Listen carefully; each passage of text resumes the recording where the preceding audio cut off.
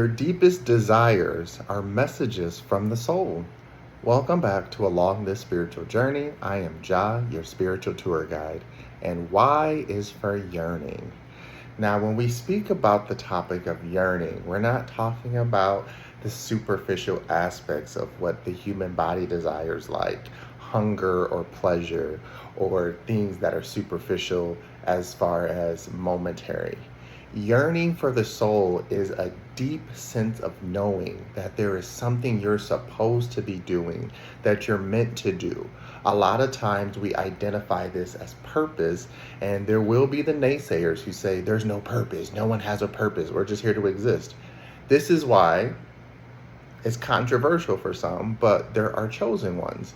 And what I mean by that is not individuals who are specifically chosen. There are energetic tribes who are the chosen ones, who represent a bigger encompassing energy that then individuals can adhere to. So there can be many chosen ones, but there is a like, it's almost like emotions. It's like the chosen ones are joy, and then the ones who aren't chosen are like anger, right? So anger gets angry that they can't be joy. Anybody from the angry side can join the joy side and become part of the chosen ones. But you have to do the work. Again, the work is understanding that things from the past are not who you are. They're just lessons for you to learn from and gather information from. And then once you continuously understand that you get to make a new day every day, that's what helps you clear old karmic cycles, ancestral timelines, and things of that nature. Once you do that, then you can walk into your true soul's purpose, which is that yearning of, I know that I'm supposed to be doing something. Like, I know that I'm supposed to be a designer, or I know I'm supposed to be a singer, or whatever it might be, right? That's that yearning that doesn't go away. And a lot of times, especially with celebrities and people who, again, I talk about this because celebrities are the closest thing we have to someone listening to their soul's yearning, listening to their soul path, understanding the desire to be something greater than the avatar versus just accepting what's given to them and saying, well, I have to work a 9 to 5. I got to go do this job. I got to be this person. And that's not what it's about. Remember, the soul speaks through desire, not superficial wants.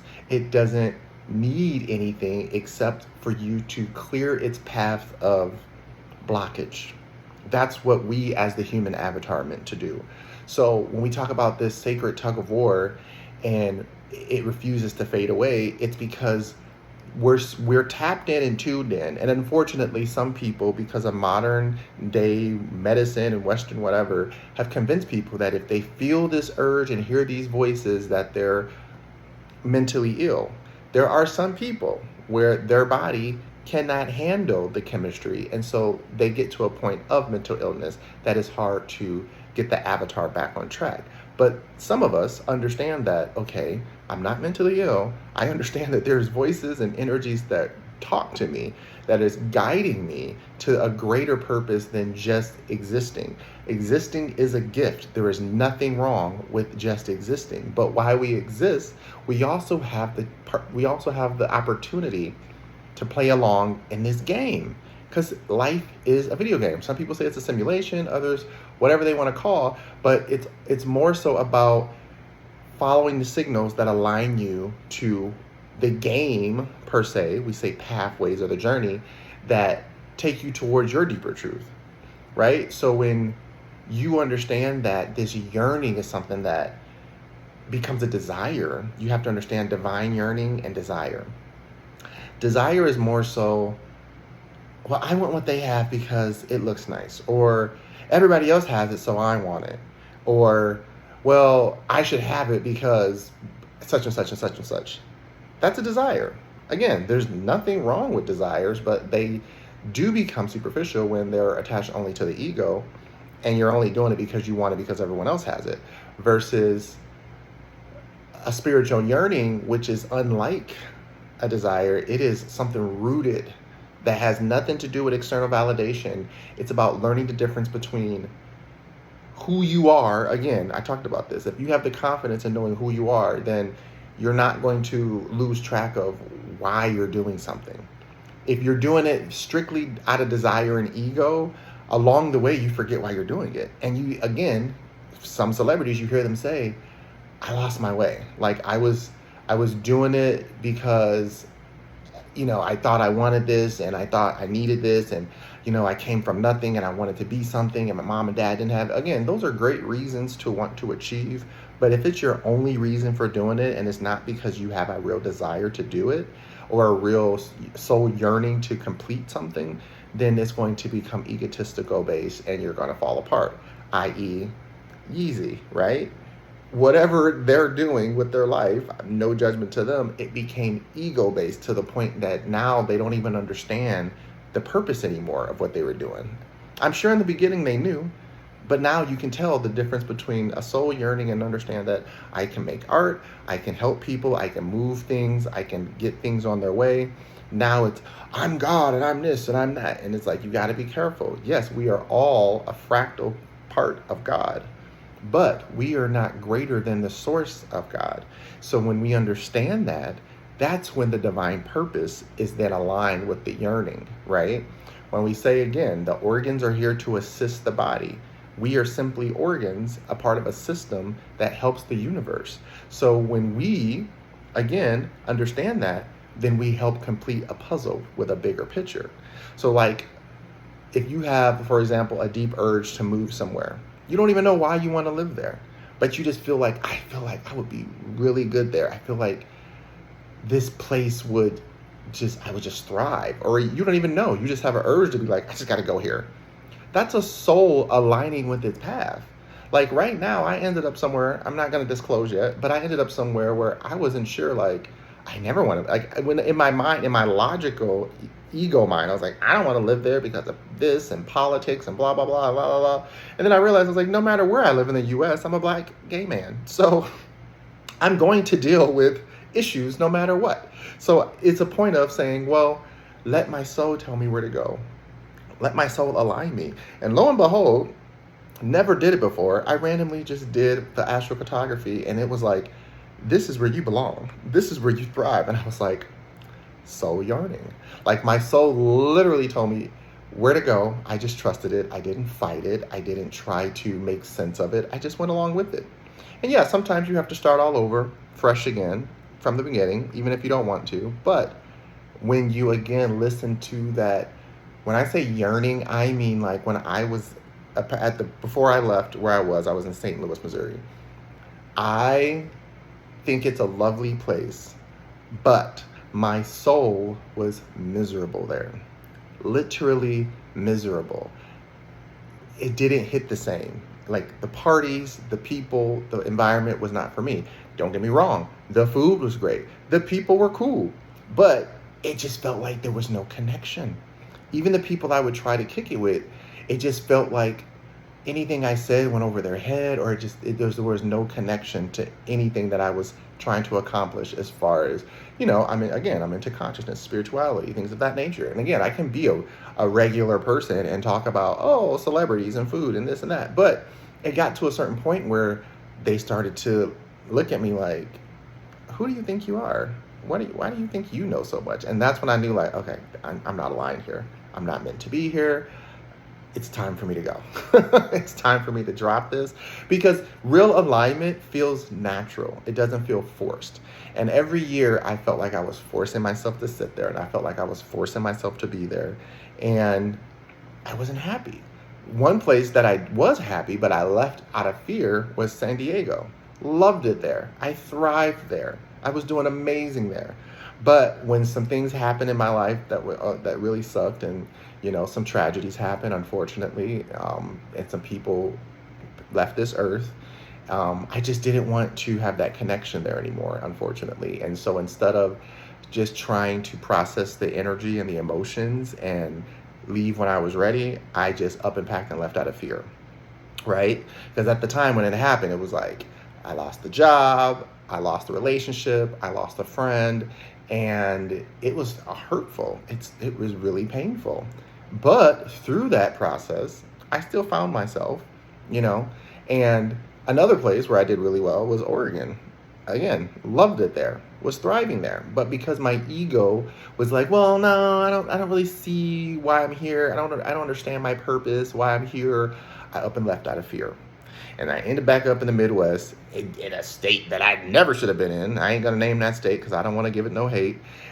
And people who did not understand me at all, again, found my blessings there in alignment. But yeah, I was never meant to be in that state. And when I tell you everything went wrong, everything went wrong. It kept going wrong. And this is where I say, pay attention to resistance. When you see that resistance keeps happening over and over and over, especially in a place that you know you don't feel alignment to, listen to it and just go. Don't sit there. This goes for relationships. This goes for jobs, anything. Again, unless you see the opportunity that you can do something with it, when you know it's time to go, go. I know it's hard to do, but just trust your instincts. Because again, that's the deep yearning that's like, I should be doing something different. I should be doing something else. Now, there are times when I've turned what they call grapes into wine, and it's a situation where I probably definitely outstayed my welcome, but I made it work for me. And so this is kind of like when how do I say, the soul often communicates through like energies, as I said. So if you find something that's meaningful to you and you know that it's working for you, I say nurture it. Don't ignore it. Don't walk away from it, but understand why you're doing it and know that there's going to be hardships that come along with it, right? So for me, 9 to 5 is not it. Do I have a 9 to 5? Yes. But I knew that going down the path of entrepreneurship would be much more fruitful for me. It would be much more bountiful. And so instead of doing it how most people do it, because we all have a way of getting there. I'm not saying any path is different, but for me, I like security. The Taurus moon in me likes to have stability. So I don't like to just give stuff up without having something else prepared. And I know a lot of people say, well, sometimes you just got to let go. Well, when God tells me to let go, I'll let go. In the meantime, I wanted to build my foundation first. I wanted to make sure that I had stability first, and knowing that everything will operate correctly once I walked away from the 9 to 5. And so now my business is at the point where I'm getting closer to be able to walk away, and I can just focus on my entrepreneurial inspirations, right? This is where this all established from. When I say I had a deep yearning to communicate and I didn't know why, I love talking. I love figuring out things. I love helping people. I love learning. I love figuring out patterns and working through them. It's just something that I thrive in it. I'm really good at it. But I didn't want my identity to become a service recovery, right? I didn't want to be the person known for fixing stuff, because that's what it was starting to be happening. Like, oh, Job can fix it. They can fix it. They know the answer. And then I was creating resolve for others, but I was getting no resolve for myself. And so that's when I had to really step outside of myself and said, like, what do you want? How do you embody this experience? And so for me, it became, I was like, well, I love talking about emotions because they're fascinating. Like, 1 minute, somebody that we consider logical, smart, capable is doing something, and then they get some news that changes their emotions completely, and they fall apart and turn into the most maniacal, crazy, egotistical person I've ever met. And I'm just like, what is that? What is that? And so that drove me to go learn more. That drove me to go study more. And so that yearning for knowledge is where I got to the point of saying, okay, I want to talk about emotional intelligence. What does that look like? And it started with simply a blog. It started with a small blog on my work company's website, and that was my activation. From there, I got the feedback and the understanding that I needed to create the freedom that I wanted for my future. And so from there, I started to write and I started to create. And again, I love everything I've created. This is no diss to anything, but your first is always going to be your worst. My first book, love it, but once I actually started to read it, I was like, ooh, I need an editor. Like, It was self-published. Again, I was just trying to get all my thoughts out and my emotions because that's what the yearning was about, and I did. And I'm still very proud of that book. And I haven't really edited it much, so I mean, if you want to go check it out, it's the very first book I ever wrote. Reactivating Emotional Consciousness. That's where it started. And so from there, it made like, okay, well, that's great, but what else can I do with this? So I was like, okay, well, let me create a course. So then I took that and made coursework from it and course book where I'm like, okay, well, if somebody wants to study this and become a spiritual coach, because it's more so about the spirituality aspect of it. I know that there's people who study the logical side, which is modern science, psychology, psychiatry, all that. That is important. But there's a spiritual side to all of this too, where again, that psychologist is somebody who went and studied another man's words and thoughts, and then they have to take that, transmute it, and through their emotions, their experience, and make it into an understanding that they can comprehend. That is a spiritual practice to me. So for me, I knew quickly I had to know, like, there's a purpose of feeling, and then there's a title. We are not the job title, we are the purpose of feeling. So when we talk about what's our purpose, that's what I mean by it. You have to understand that there are people here who are meant to be interpreters of energy, and there are people who are meant to be implementers of energy. And there's people who are both, right? So when you understand this, when it comes to what I talk about yearning, that's what it means. Like, what drives you? What makes you do what you want to do? And if you do it out of love, if you do it out of patience, you will get closer to where you want to be versus if you're doing it out of fear, anger, or ego. They look completely different, right? Right now, again, you can look at the state of the world. You can look at the politics of it all. It's clearly driven out of ego. It's clearly driven out of fear. It's clearly driven out of greed. Because along the way, they're making mistakes. They're messing stuff up, and they don't care. Versus if you're doing it out of purpose and love and stuff, it takes a little longer. But when you're cultivating something that's going to have legacy, it's going to take longer. So this is why, again, you have to understand that when we're talking about, again, purpose is discernment. When you're listening to what we call the stillness, that's where you're supposed to get curious. That's where you're supposed to, this is where the downloads come from that we talk about. When you are able to have discernment about, again, what's yearning versus egotistical desire, then you start understanding, like, I need to slow down and listen without judgment. I need to actually reveal the clues that are talking to me and working through me and allowing me to not overlook something that is trying to direct me.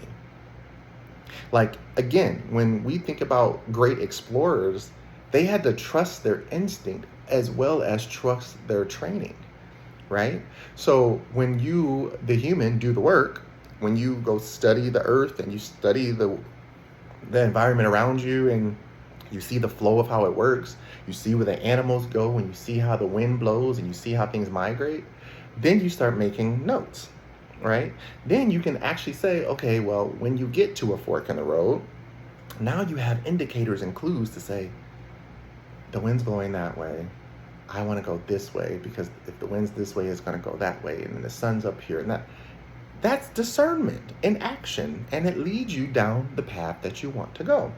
So when we're talking about emotional intelligence, that's what we mean by it. Like for myself, I have to talk to my body sometimes because my body kept confusing excitement with anxiousness of fear, right?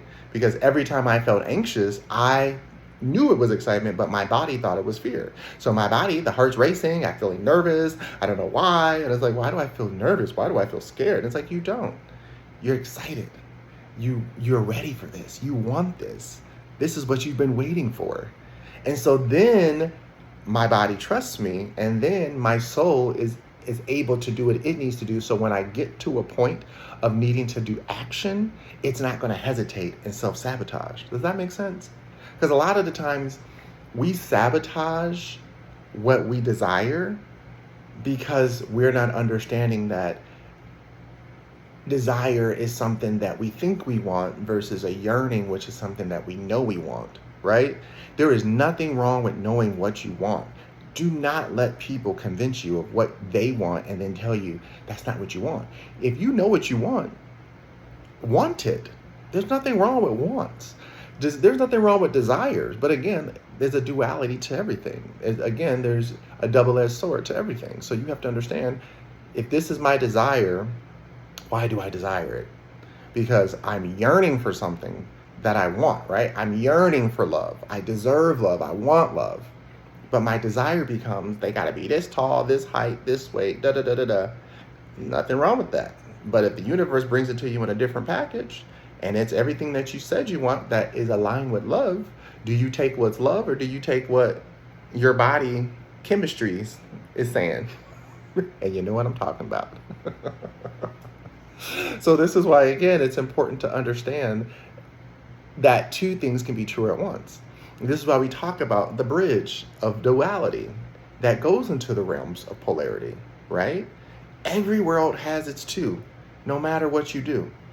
Within the worlds, they have their two. So you can go into darkness, and you can go into the gray, into the shadows, and then you can go in, first it goes into the shade, then you go into the shadows, then you go into the darkness. And the deeper you can go deeper and deeper and deeper into the darkness, and then this is where you get people who think being evil is fun, whatever.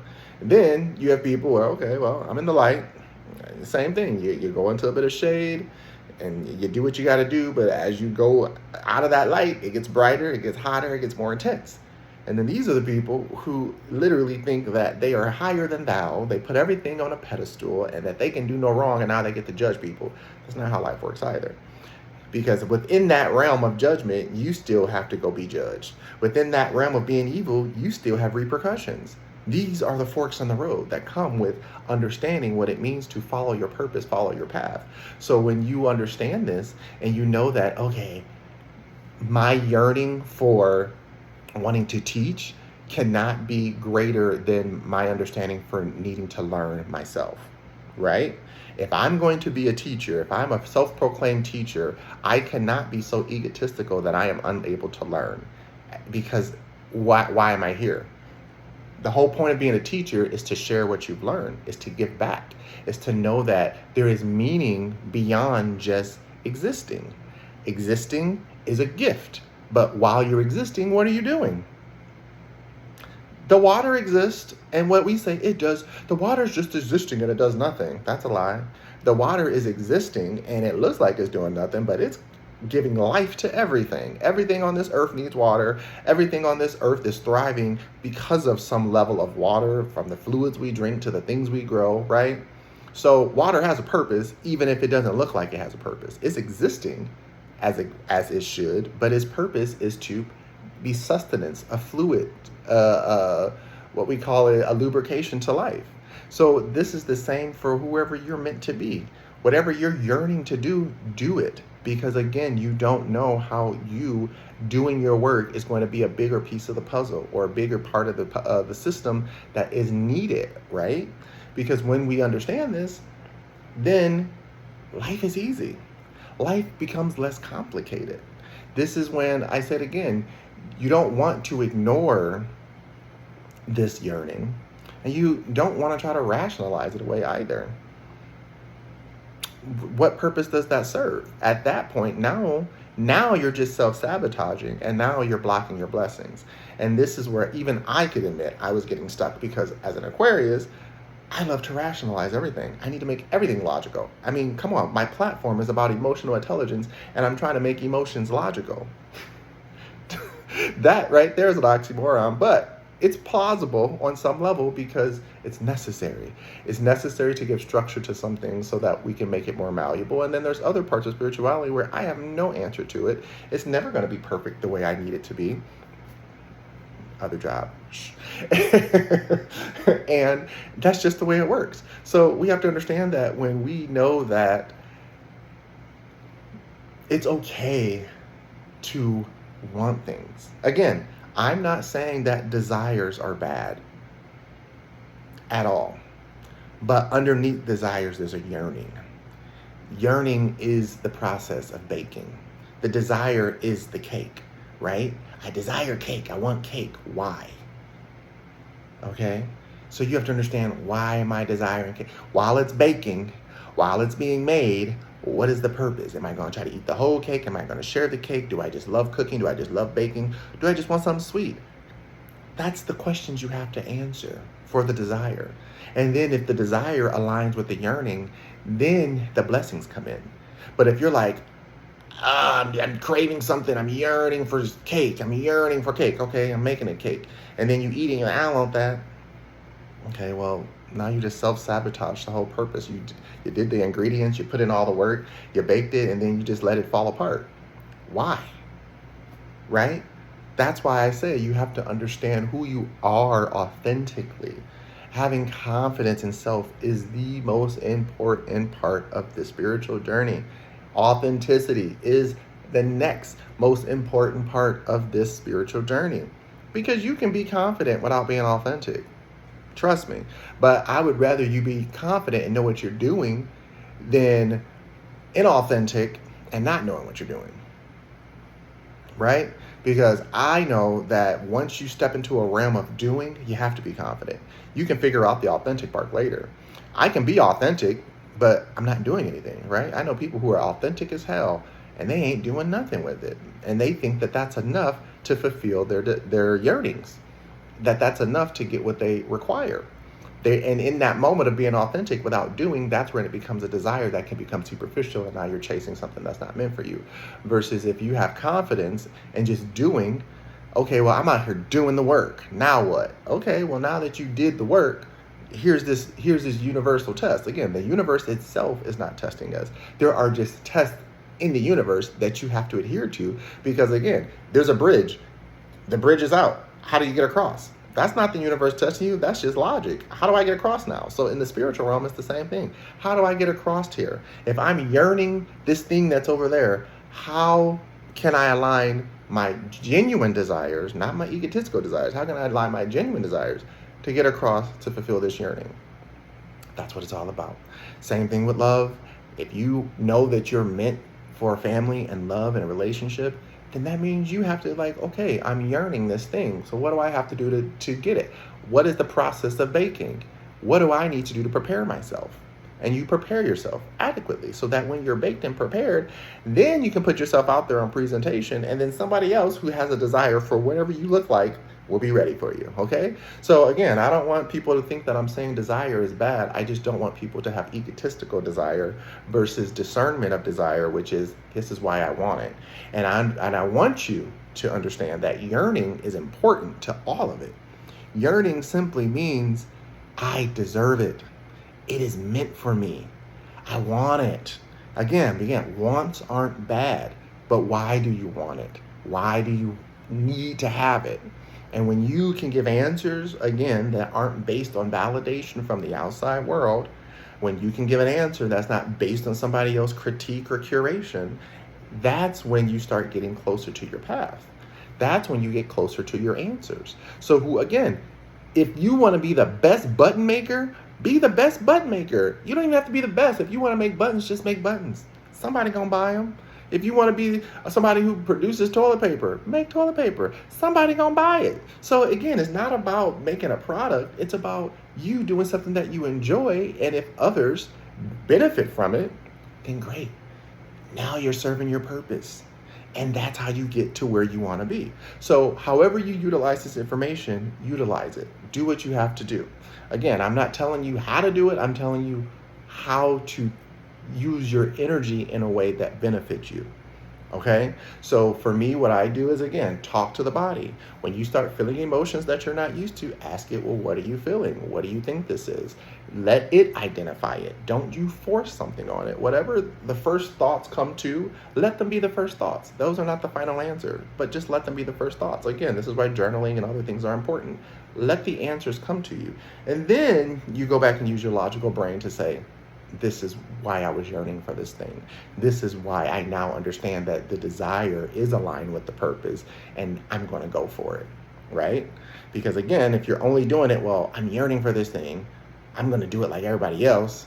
Well, now I desire this thing because everyone else is saying I need to desire it this way. And then you get further into it and realize, I never wanted this. This is not something that is even in my alley, right? So learn the self, understand that, again, the spiritual journey, it's not going to make sense ever. But it will get easier as far as discernment goes on which path to take for you. So I hope this makes sense. Per usual, you can check me out on my other socials. Follow me on my website. That's where the bulk of all my materials are. Currently, right now, I just do YouTube. I did TikTok. I paused it momentarily because, let's be honest, I don't know what's happening with that app. Love it, but it is what it is. So for now, my primary source of finding my videos is here on YouTube, and then all my other things, my blogs, my products, my services are available on my website, epicenity.org. If you like this video, hit the like button. If you like my content, subscribe, get notified. As always, thank you, thank you, thank you. Love ya. Mwah.